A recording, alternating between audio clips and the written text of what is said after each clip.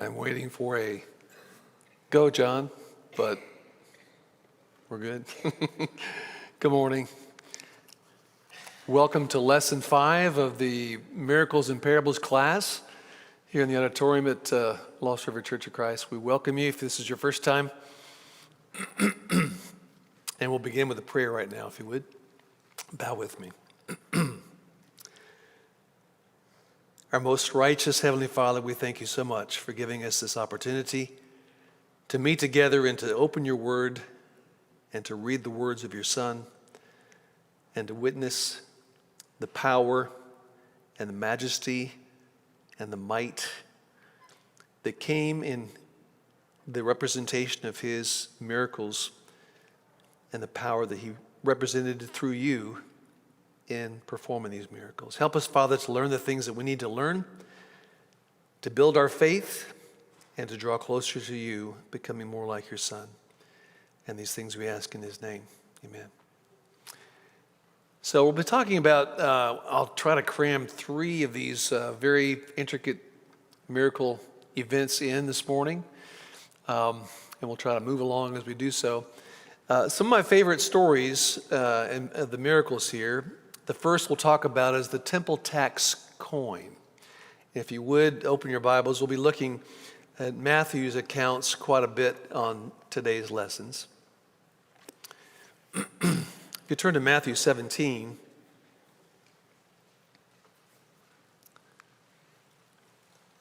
beginning in verse 24, after Jesus and his disciples arrived in Capernaum, the collectors of the 2 drachma temple tax came to Peter and asked, "Doesn't your teacher pay the temple tax?"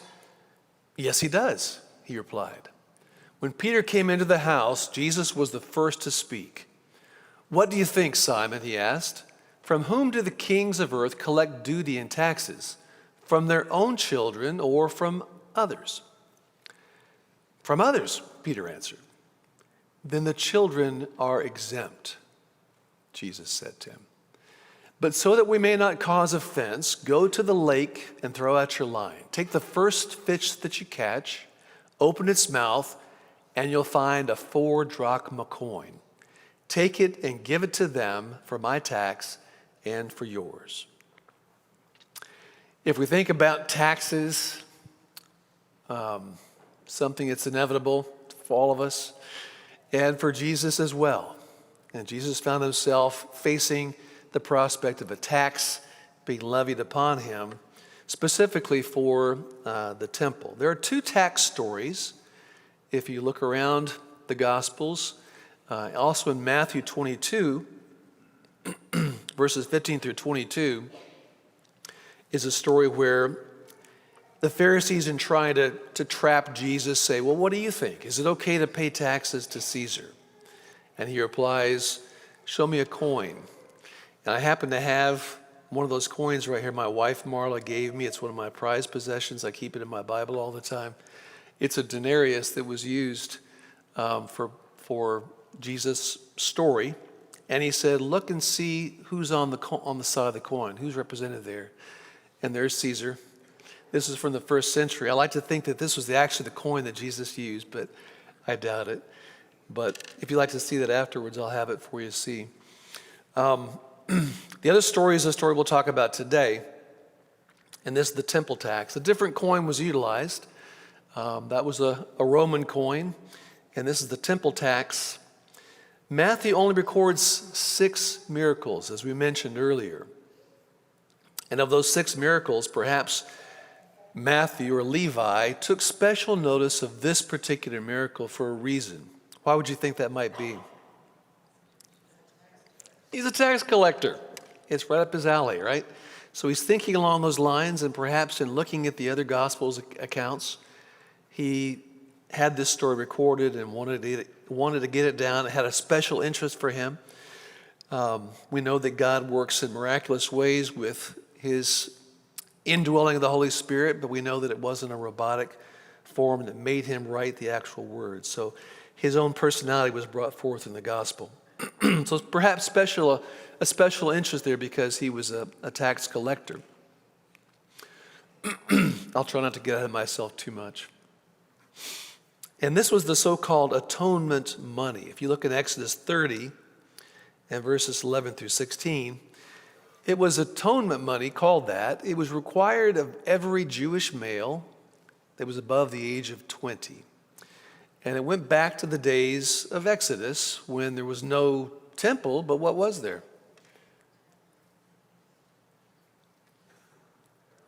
The tabernacle. The tabernacle. When it was established, in order for the upkeep of the tabernacle and the maintenance of the tabernacle, if you recall some of the lessons we've had about the tabernacle here, it was a very ornate structure, lots of precious materials, and the maintenance of that was a very expensive endeavor. So there was a tax or atonement money that was required of every Jewish male more than 20 years of age. And that was about 1400 BC when the tabernacle was established or built. But it was continued on when the first temple was built about 500 years later. And so this secondary tax was continued, and we find in 2 Kings 12 and in Nehemiah 10, it became an annual tax. It was done all the time, not just periodically or temporarily, but it was done on an annual basis of every Jewish male that was above 20. It was taxed in such a way that it was acquired at one of these three festivals: the festival of the Passover, Pentecost, or the Booths, or the Feast of Tabernacles. And it was accompanied by, it was accomplished by paying 1/2 shekel. A half shekel was about 2 days' wages. And this is a Hebrew shekel that was utilized. You can see the Hebrew writing on it. And this is a shekel, a half shekel from today that's in circulation in Israel today. And if you look, it says in English letters SHEQEL, shekel. I thought that was interesting. According to that shekelem in the Talmud, there's a special part of the Talmud that's related to this. It was to be collected during those times only. Now let's look at the setting. We mentioned at the beginning of the study there, at that time in chapter 17, where are they located? Capernaum. We've talked about Capernaum a fair amount.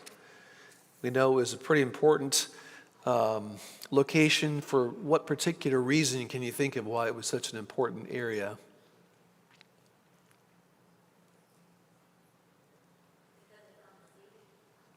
It was on the sea? Good, okay. It was on the Sea of Galilee, on the northwest corner of the Sea of Galilee. What else made it kind of an important place? Five of them came from Capernaum. That was their hometown. Good. Peter's home was there.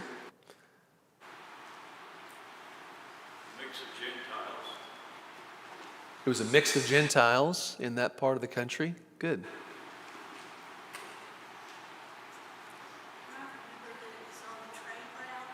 Yes. Excellent, Mary. Mary says, was it on a trade route? And I'm sure you cannot see the dotted line on this map.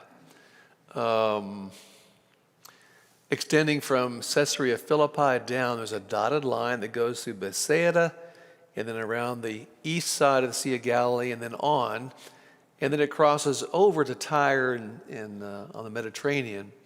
And that was a specific trade route that was called the, what was that called? The Via Maris. The Via Maris. It was a major trade route, and Capernaum was on that major trade route. So because of its location on the Sea of Galilee, we mentioned to you in lesson 2, the Sea of Galilee was situated in such a way that the deepest point was about 150 feet deep, but it sort of tapered up to a more shallow northern end. And the way the topography of that lake was, that was the place to fish, was the northern side. So Capernaum was a big sea village, sea fishing village, and there was a sea fish market there, and travelers traveling through on the Via Maris would stop to get preserved fish, provisions as they were traveling. It was a place for an exchange. In fact, I saw an archaeological report they just discovered in Capernaum, a fish market. They dug up a fish market from the first century. It was huge. And it was made with two pools. They had two pools that were lined with plaster to make it waterproof. And they kept live fish in these wells and would bring them up on the center portion for sale. Mentioned that Peter was from there. We know that his mother-in-law was there and was healed there. Did you happen to see, I'm speaking to Paula and Steve, who just came from there. Supposedly archaeologists have found what they believe is Peter's house, the ruins of it, just recently, I think. Yeah. And all the scholars are saying, yep, that's it. The reason they found, because of some archaeological evidence there, that it looks like it was not just a shrine that was set up, but it was that. So it was an important town, but most importantly for our discussion, it was who spent an awful lot of his life.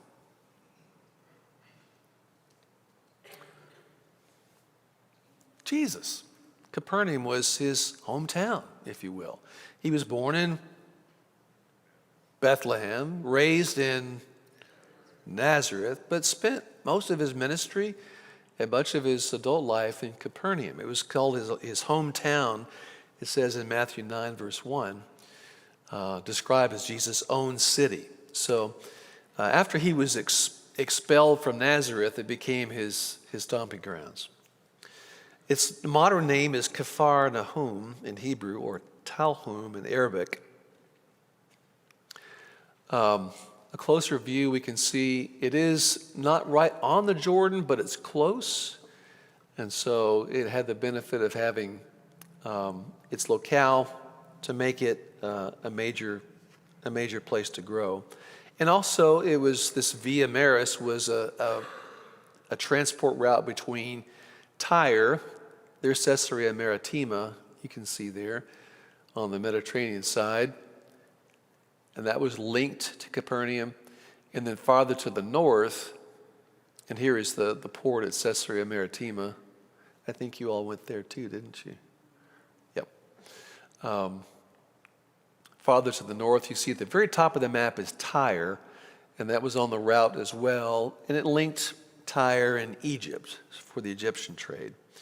So along with this being a major place for traveling commerce, it was also a place for taxation, customs. They charge customs when you pass through here. And we read in Matthew 9, verse 9, when Matthew was selected as one of the disciples, Jesus found him sitting in a tax collector's booth there in Capernaum and said, "Follow me." And Matthew got up and followed him. Matthew 11 and verse 20, we know that even though he did perform a majority of his miracles there, and if you look through the named miracles, there are 10 that were performed in Capernaum of those 35 to 37 named individual miracles. Even though that was the case, we read in Matthew 11, then Jesus began to denounce the towns in which most of his miracles had been performed because, why? They didn't repent. They remained unrepentant. Woe to you, Chorazin! Woe to you, Bethsaida! For if the miracles that were performed in you had been performed in Tyre and Sidon, they would have repented long ago in sackcloth and ashes. But I tell you, it will be more bearable for Tyre and Sidon on the day of judgment than for you. And for you, Capernaum, will you be lifted to the heavens? No, you will go down to Hades. For if the miracles performed you have been performed in Sodom, it would remain to this day. But I tell you that it will be more bearable for Sodom on the day of judgment than for you. So even though, yes, it was his hometown, it wasn't a place that he was well accepted, and we know later was also kind of run out of town too there. Now, if you think about that particular judgment, we know that Capernaum did become a ghost town. It became a rubble. It wasn't continuously inhabited all these years. It became a sort of a lost city, and the archaeologists had to dig it up again, and they discovered it again in the 1880s. and then it became inhabited once again after that. So this statement actually did come to pass. Now, looking at this particular miracle from Matthew 17, it was about AD 29 in the fall of the year. And in this particular situation, religious tax collectors approach Peter. They aren't Roman officials. They are representatives of the high priest in Jerusalem. They come to Peter here in Capernaum and they say, what?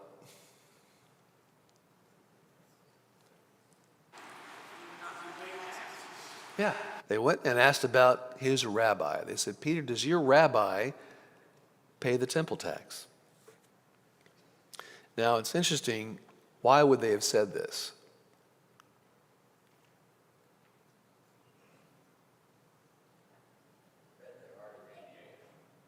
What's that?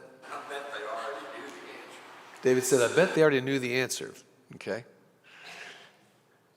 Trying every way they can to diminish what Jesus is and what he's trying to do. So, guys said they're trying to diminish what Jesus is trying to do. That's a good point. And what else do we know about taxes? In this election cycle, what's going to be talked about? Taxes. And we're going to have candidates for all kinds of offices that'll be for this kind of tax or against this kind of tax. And what do we know? What do we know about taxation?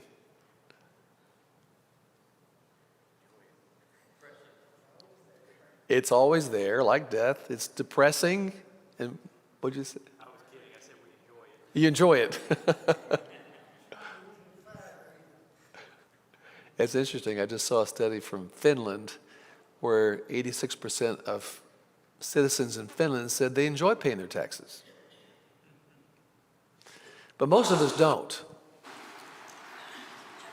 Sharon? You know, and in our country, we don't have a lot of control of what our taxes go for. And so sometimes there's a good reason to object to a certain tax. I'm sure that was happening there too. Sharon said, in our country, we don't have control over how taxation money is spent, so we have a little more disgruntledness with it. But it's always an argumentative thing, right? Taxation is not something you talk about as like the weather. So I think that may have been one reason why they came to him like this, because it was a point of potential contention. And it was something they could stir up the mud a little bit and maybe get Jesus involved in some taxation questions that would become unpopular with the people of Capernaum. Potentially a volatile question. But Peter's answer is immediate, yes. And then he goes and talks to his master. Almost like, well, I said that because I assumed that Jesus always does the right thing, but maybe I should go talk to him about this. So when he finds Jesus, he tells him an interesting thing.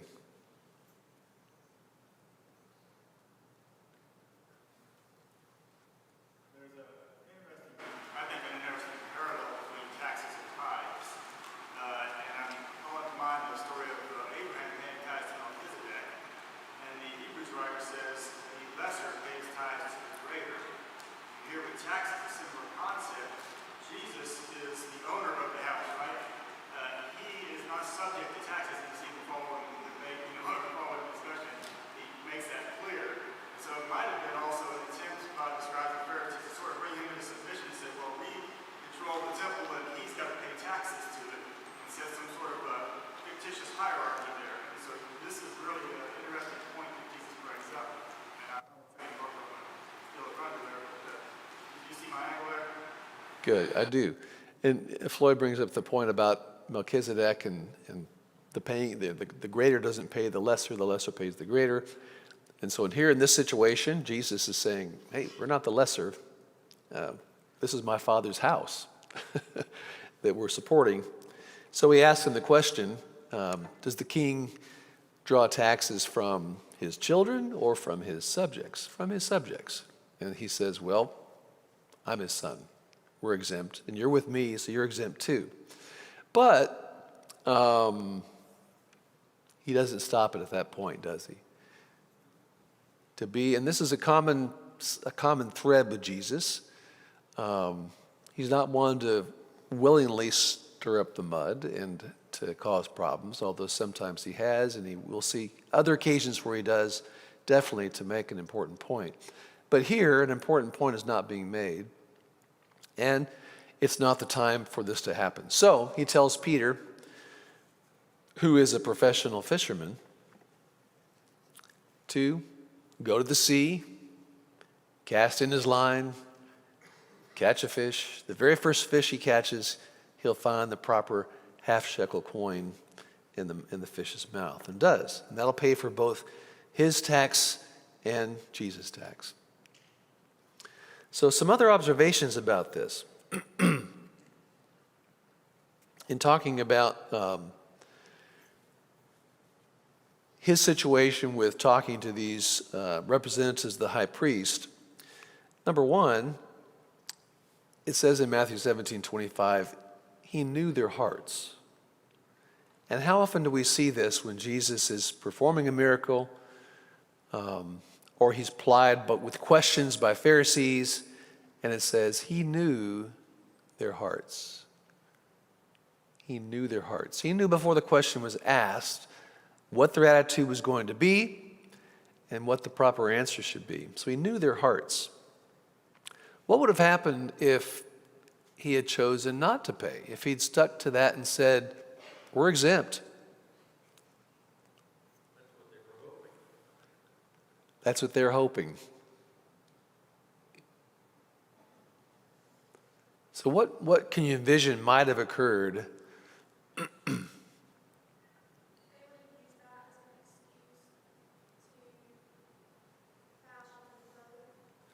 They would use that as an excuse to further discredit him or bash him further?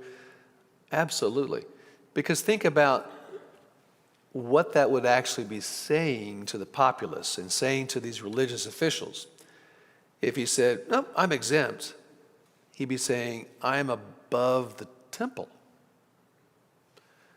And that was a pretty important thing in Jewish culture and society, right? They were going all over the country obtaining this tax for its maintenance. The significance of the temple and appropriate respect for it was a huge deal in Jewish society, and that wouldn't have stood very well. Think about what happened later on and some of the dangerous consequences that might have.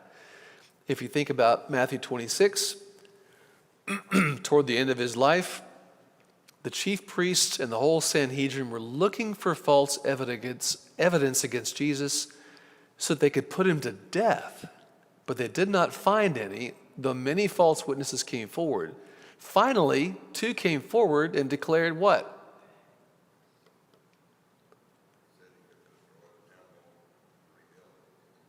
And said, I am able to destroy the temple of God, rebuild it in 3 days.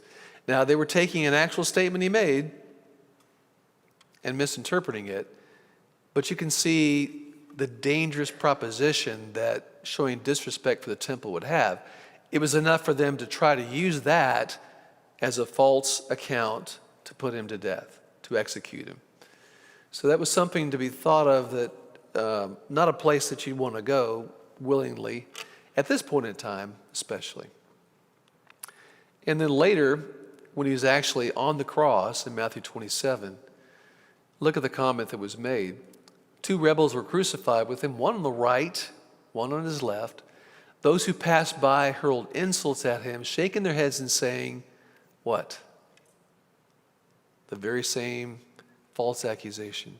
You who are going to destroy the temple and build it in 3 days, save yourself. Come down from the cross if you're the Son of God. So it was something that wouldn't have bode well for him at that time and might have hastened a death sentence before his time.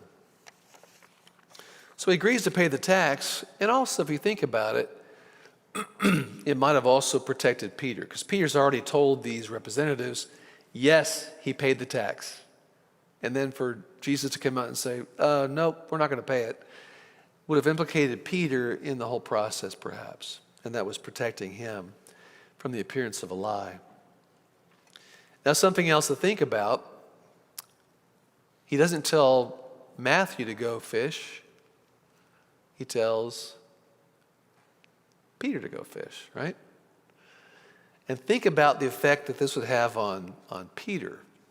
He's a Bass Pro fisherman, right? He's got the Ranger boat. He's got the 250 horsepower, double old twin outboards. He's got the whole shebang. He's a professional fisherman. So when he's sent out to do this, the impact on him as a faith-building exercise would be even greater than it would be for most people. So oftentimes we see dual purposes with these miracles, and I think that's one dual purpose for sure. The withered fig tree. Turn to Matthew 21 first. This is found in two accounts, in Matthew's account and in Mark's account. We'll start with Matthew's account. There are a few subtle differences between the two. Oftentimes it's just a perspective thing. In this case, there are some points where some differences are made. Matthew's account is very abbreviated. A lot of times we find that Matthew does seem to have a shorter account on things. He sometimes gives more detail, but he sometimes makes it a shorter account. In Matthew 21, we read about a fig tree. And this is a fig tree that's actually in Israel.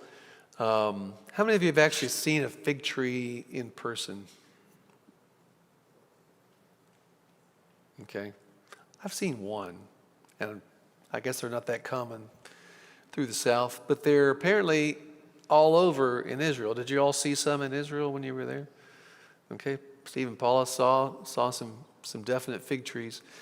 The fig trees come very much into play in this miracle. Let's read this. Matthew 21. Early in the morning, as Jesus was on his way back to the city, he was hungry. Seeing a fig tree by the road, he went up to it but found nothing on it except leaves. Then he said to it, "May you never bear fruit again." And immediately the tree withered. When the disciples saw this, they were amazed. "How did the fig tree wither so quickly?" they asked. Jesus replied, "Truly I tell you, if you have faith and do not doubt, not only can you do what was done to the fig tree, but also you can say to this mountain, 'Go throw yourself into the sea,' and it will be done. If you believe, you will receive whatever you ask for in prayer." I remember when I was 12 or 13, reading this for the first time seriously and thinking, I don't remember studying this in Sunday school, in Bible class, and thinking, what? It didn't seem like it was in keeping with the other miracle stories that we read about Jesus. Nor did it seem, in my mind at that time, in keeping with Jesus' character. It's a weird story. Would you agree? He just cursed a tree and made it die. That just doesn't sound like something Jesus did every day. If you read Matthew's account, it's especially this way because it is a bit shorter. When we look at Mark's account, it adds a few more details in Mark 11 that help us to think about what's happening with this withered fig tree. But what happened here?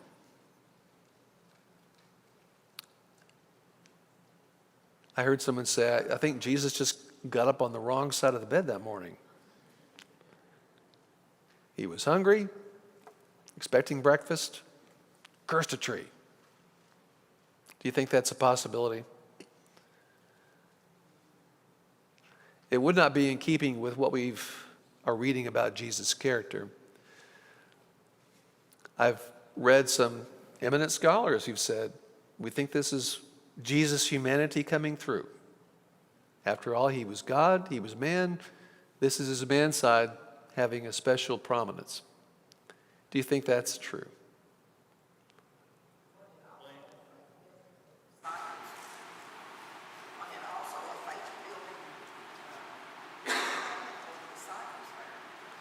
The disciples saw it, faith building. They would have said, how is this possible? This is amazing. That was their response. This is amazing. Okay?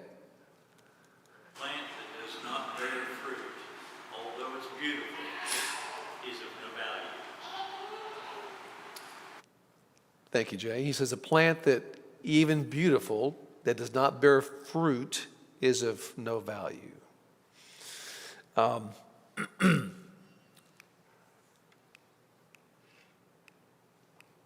And I didn't mean to sound, I'm actually quoting some people who talked about this. Let's look at the setting of this fig tree event a little bit and talk about some things that might come into play in thinking about how this might work.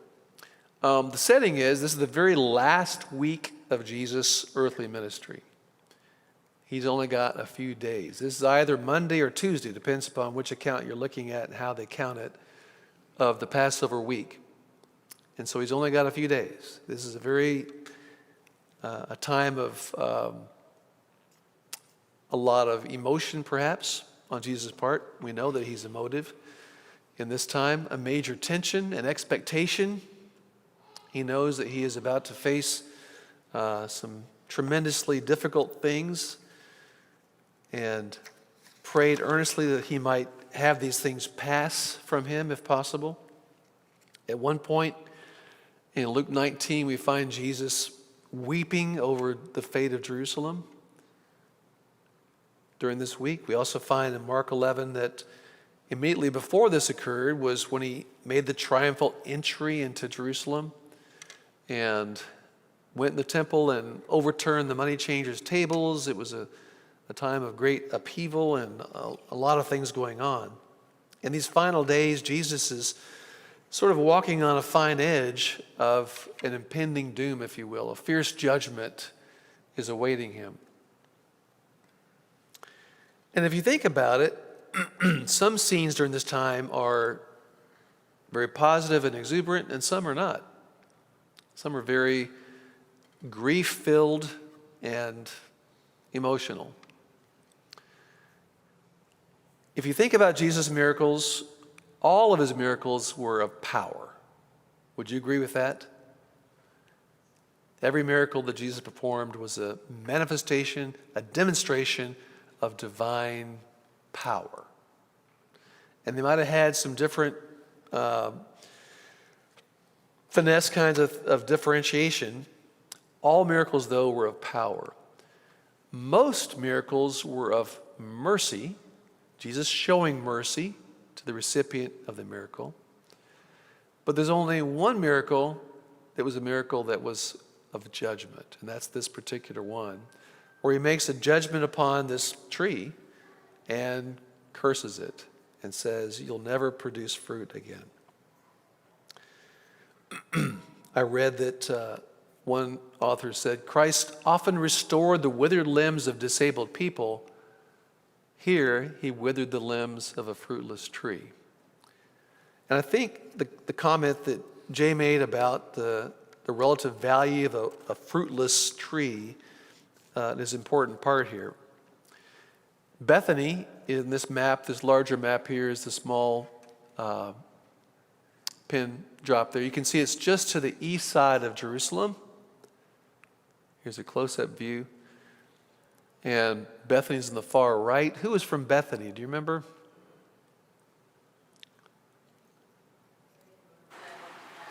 Yeah. Their brother Lazarus was from there. So during this last part of his ministry, when he didn't spend the night in Jerusalem many times, he went back and forth from his friends' homes in Bethany to Jerusalem. And it was a relatively short distance. It was a little less than 2 miles, so it was within a Sabbath day's journey that was illegal for him to walk, according to the Talmud. So he went back and forth, and here he was walking again from Bethany into Jerusalem at this time. Situated the southeastern slope of the Mount of Olives. That's the Mount of Olives right there on the side. Now, if you think about that Bethphage, the village of Bethphage actually means house of figs. It says in Mark 11 and verse 1. So let's talk about figs a little bit. Here are some figs. Most fig varieties have a pretty ornate leaf. If you think about all the Leonardo da Vinci statues of Adam with a fig leaf, you've seen the fig leaf. The fig leaf is a large leaf that's ornate. And figs are kind of interesting in how they actually produce fruit. And it was a pretty fascinating thing.